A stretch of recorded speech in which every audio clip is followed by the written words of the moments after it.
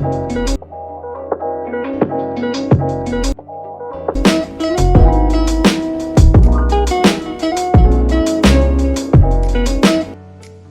everyone, let me introduce myself. My name is Muhammad Arif Wirdamiko and I from Management 23B. I here I will present about human resource planning. Okay, let's go enjoy your video.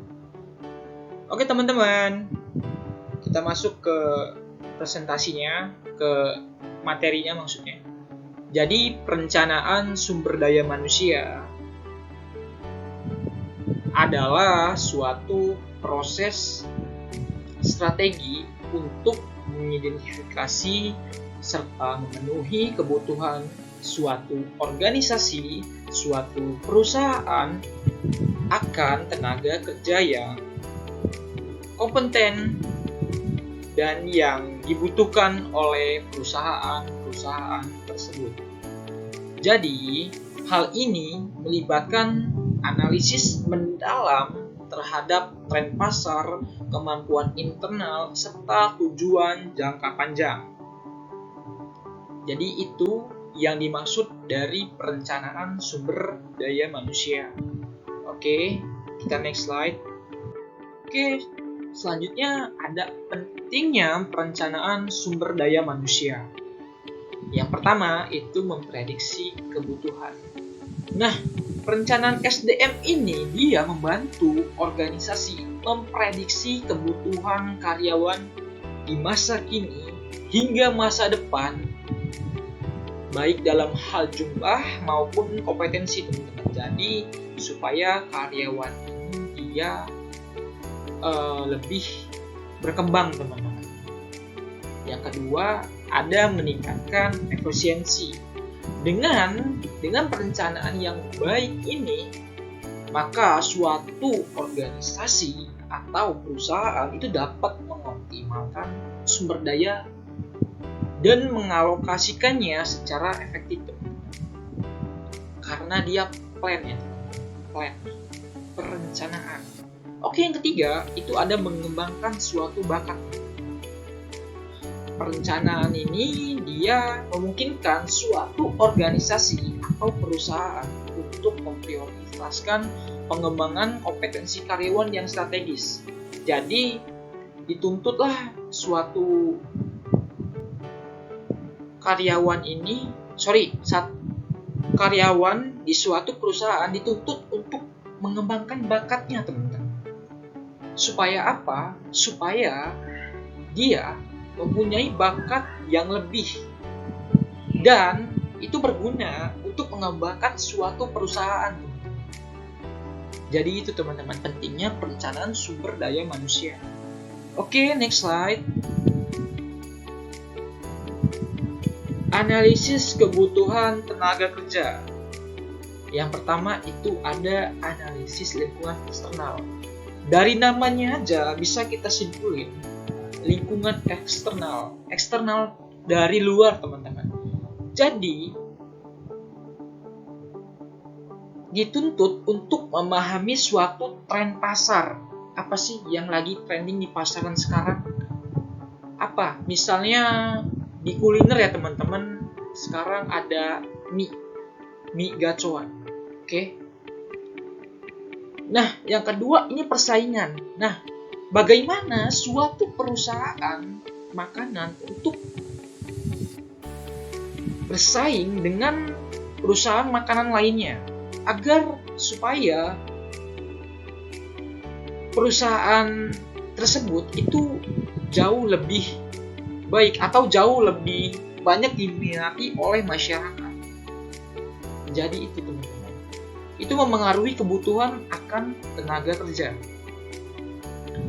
Yang kedua itu ada analisis kapasitas internal, nanti dari dalam internal dengan mengevaluasi kompetensi, keterampilan, dan kinerja karyawan ini untuk mengidentifikasi kesenjangan Jadi tidak ada yang namanya perbedaan di antara karyawan-karyawan tersebut.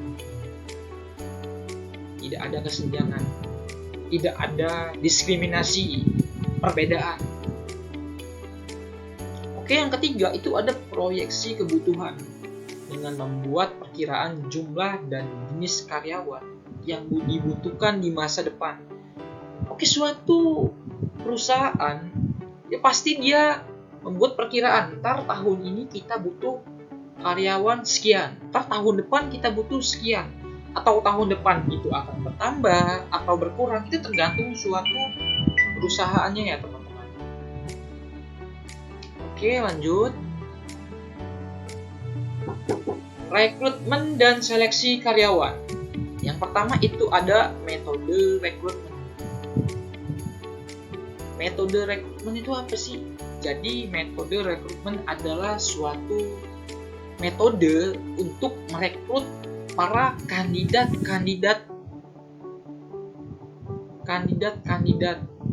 atau orang-orang yang ingin melamar di suatu perusahaan. Nah, metodenya ini dengan memanfaatkan seperti media sosial.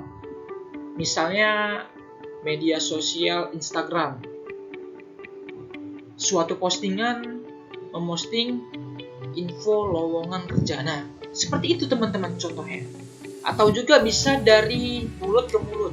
Misal kita mempunyai teman yang kerja di perusahaan A dan dia memberitahu ke kita bahwa di perusahaan A tersebut membuka lowongan. Nah, itu contoh dari mulut ke mulut. Dan yang kedua itu ada kriteria seleksi. Pasti dong setiap perusahaan mempunyai kriteria yang berbeda-beda.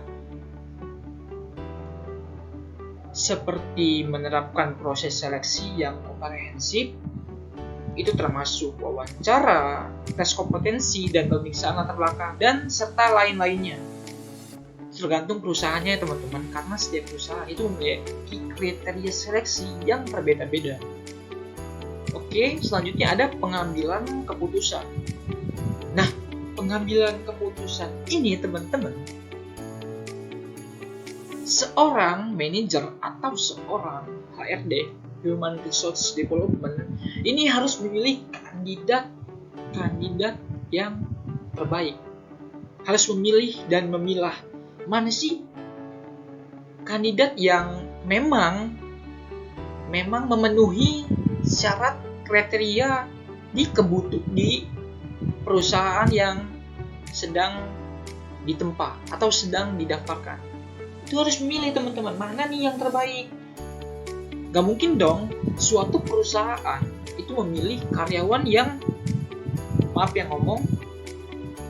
yang buruk dari kandidat yang lain. Itu gak mungkin dong. Kalaupun ada, itu gak mungkin teman-teman. Itu gak mungkin.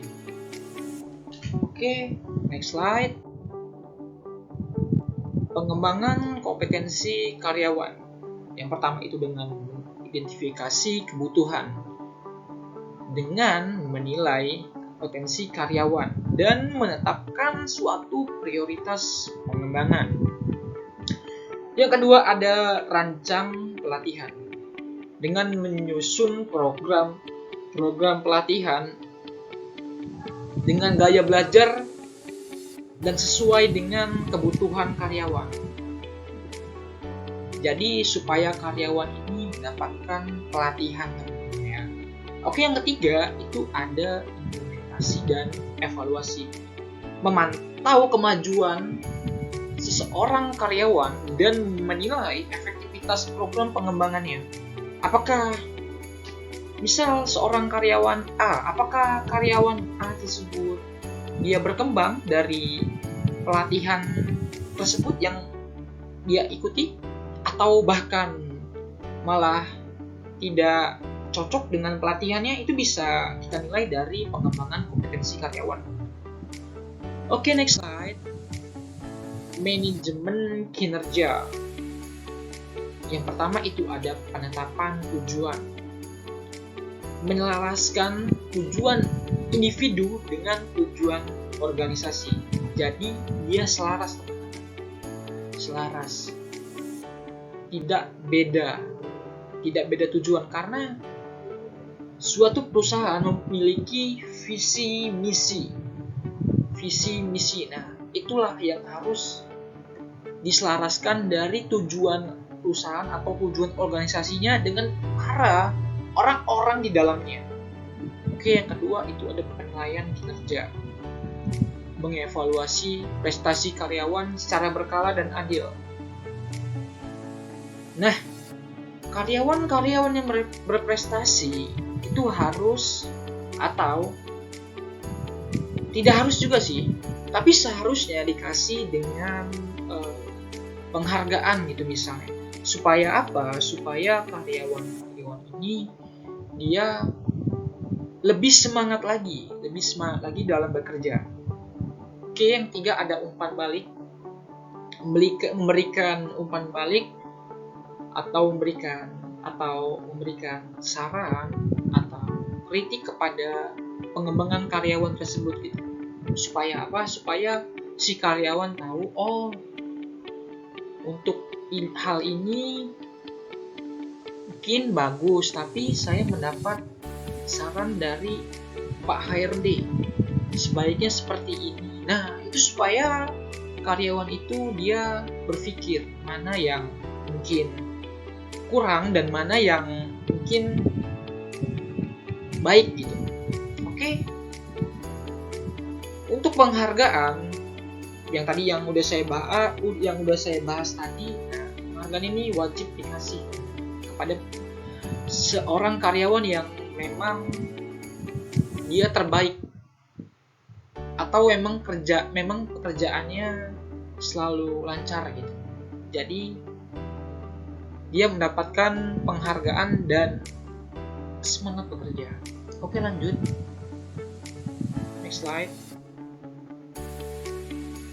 Perencanaan suksesi dengan yang pertama, identifikasi, mendeteksi karyawan berprestasi yang memiliki potensi untuk mengisi posisi kunci. Yang kedua, ada pengembangan dengan merancang program pengembangan khusus untuk mempersiapkan calon pemimpin masa depan. Yang ketiga, transisi kepemimpinan dengan menjaga kelangsungan bisnis.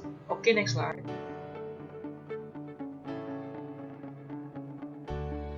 Kita masuk ke kesimpulan dan rekomendasinya.